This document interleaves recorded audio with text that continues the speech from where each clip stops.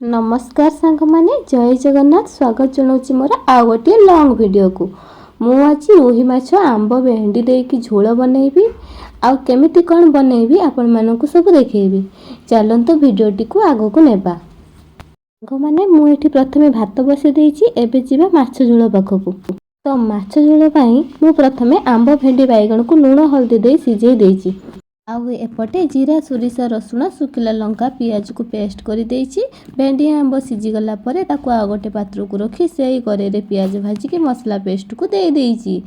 तो देखि पारते मसला पेस्ट को दे सर कि भल भाबरे ताको मु कसुची कारण मसलाटा कसिले अधिक टेस्ट लागि थाए तरकारी। एबे लूण हल्दी आउ लंका गुंड को पके कि पुणी भल भाबरे मसला को मु कसिबी। सांग माने देखि पारथि मो मसला केते सुंदर भाबरे कसी सारची। एबे रखिथिबा भेंडी आंब सिजा को से मसला कसारे दे देबी। एबे ताको 5 मिनिट फुटिया पई छाड़ देबी। तापरे पुणी माछ देई आउ 5 मिनिट फुटिया पई छाड़ देबी।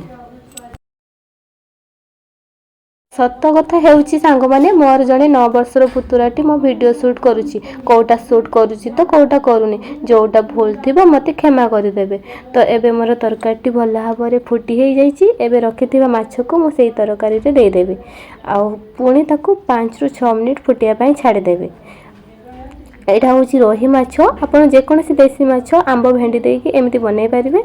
एमिति थरे बनै की खांतु पाटी रु लाळ आसी जीवो।